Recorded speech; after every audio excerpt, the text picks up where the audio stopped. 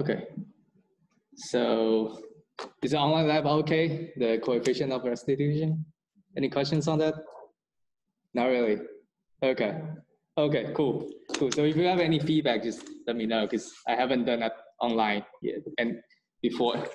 So yeah, so today's lab is about linear kinematics. We're trying to find running and walking speed on the video, on the 2D analysis. Yeah, sure. Sorry, you said if we had any, I can't remember the exact word you used, but I was going to ask, could you put the questions in the manual as a Word document as well? Yeah, somebody asked me about that, but actually I don't have the Word document of that PDF. Yeah, so I'll probably try, but I cannot make sure I can transfer it into Word. I'm not familiar with those technologies. Yeah, I don't know how to do it, but whenever you try to like convert it using PDF, yeah, nobody tries to charge you for it. So I just retyped them every time. Yeah, I just retyped the question. Oh, you cannot copy it? No, it won't let you copy it because it's a PDF. Like, won't let you like highlight the text or anything. Man, really? Okay, okay. Probably I can try to copy and put in Word as all the questions. Would it be easier for you? Yeah. But probably not the whole manual, but I can type the questions for you. Yeah, just the question. Sure, sure. Yeah, thanks. Thanks for reminding me about it. I'll put it in my note. Because I didn't build those PDFs. That's from a retired professor. So I don't have the Word document myself.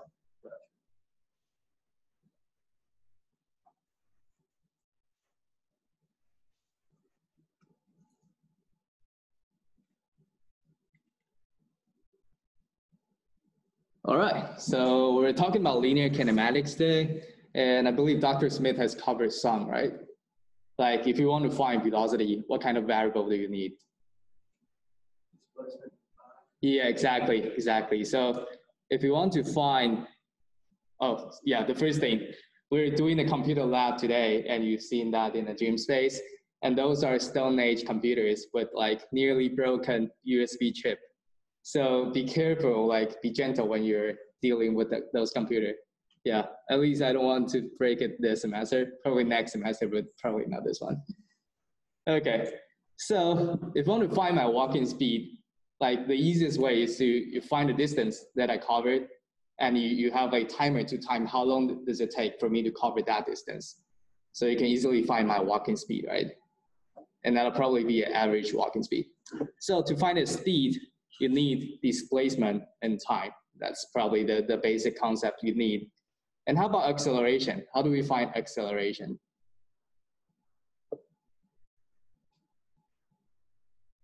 Velocity over time.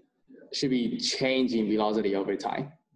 So for example, let me zoom this video in. So I gotta record for people who cannot come to the lab. Okay, so for example, this guy is walking from this point to this point. And that's totally, say it's 5 meters, and it takes 10 seconds. So how do we find the velocity? That'll be this distance covered by time, right? So that'll be 0.5 meters per second. And with the acceleration, be velocity divided by time, which is 0.5 divided by 10. Would it be the acceleration?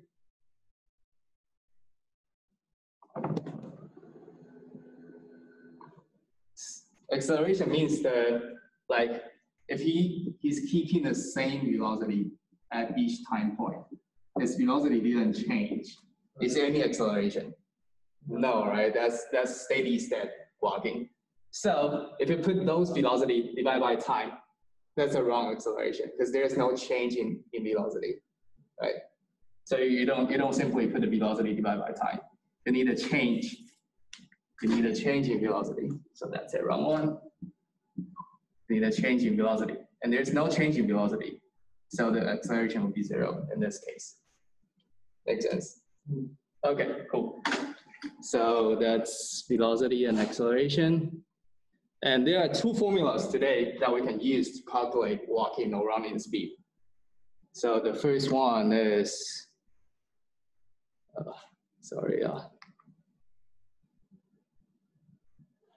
so there are two formulas today to calculate walking and running speed. The first one is distance covered by time. That's an easy one, right? And the other is called step length and step rate. So how do we calculate step rate and step length? We can go from here.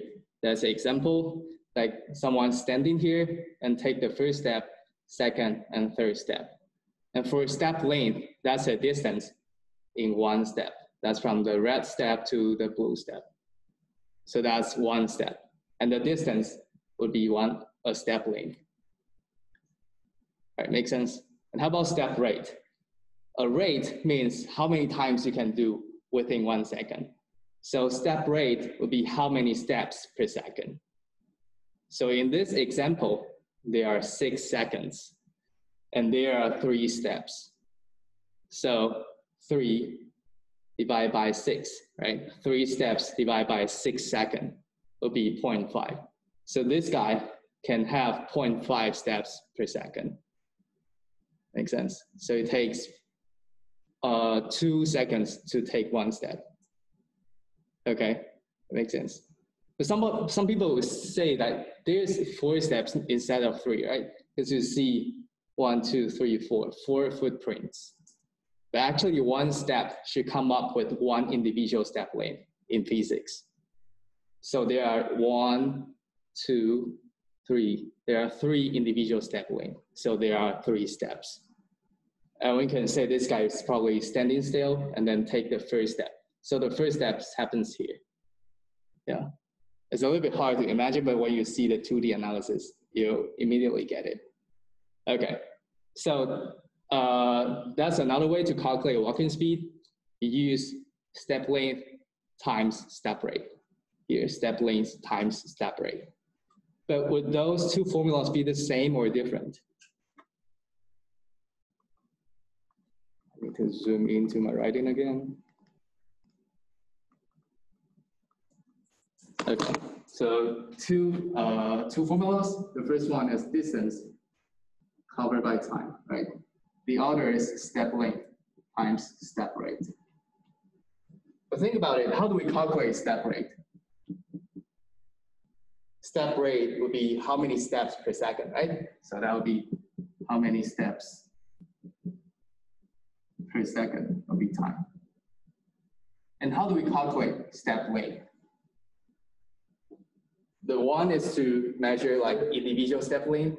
The other one will be the total distance divided by how many steps you have, right? Let's say, so that would be total distance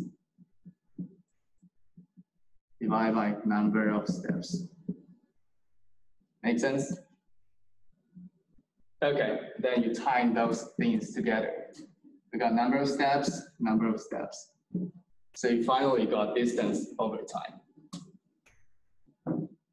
So actually, those two formulas should give you the same result. And we're gonna check it later on the 2D analysis. So you get distance, you get step length, you get step rate. You're trying to compare the result from two formulas. Make sense? Okay, cool. So that's probably the core concept today. How many steps is important and how to calculate the velocity is important. All right. So we're going to, well, we got 4 people. So do you want to do 2 in each group or you can each one have your own computer? Which one do you prefer? We got 4 computers outside. So you can like each one in a single group or you can like 2 people in one group. Yeah, whatever you prefer, just like, yeah. 1, 2. Yeah. Yeah, it doesn't matter. Okay, you'll figure it out. You'll figure it out. So we got some 4 computers. Just yeah, you'll figure it out later. And the password's here, and I'll let you know the password later. So we're using a software called Dartfish, and it's a pretty old one as well, but useful in 2D analysis. And so there are in exercise 1, there are walking, jogging, and sprinting. There are 3 movements. And we use walk 3, jog 2, and sprint 4. Because there are multiple documents in one file. So yeah, and if you forgot, it's just, I'll remind you later. And also for standing start, we'll use K-run. So 3, 2, 4, 1. Yeah, you don't really need to remember it right now. And some details in the lab sheet. So in the first exercise, there are walking, jogging, and sprinting, right? And you want to observe the time and total distance and number of steps. Then use those numbers to calculate things here. So we don't observe things here, we calculate it here. And also we calculate things here. So if it's in the calculate category, you don't get it from the computer, you get it from calculator. Okay, and for assignment would be 1 PDF or Word would be fine. And just the 2 tables and some data and 6 questions. That'll be 1 for exercise 1 and 5 for exercise 2. And the one for exercise 1 is asking you to plot step length and step rate as a function of velocity. What does that mean? That means as a function of something, that something should be on the x-axis. So the graph, ideal graph would be first one, velocity on x-axis, step rate on y-axis. On y-axis, right? And velocity on x-axis, step length on y-axis. So you see, if the velocity change, how do you predict the change in step length and step rate? That's a graph for exercise 1 for the answer. Yeah, so that's it for today. Any questions? Yeah. Can you go back 1 slide? Okay.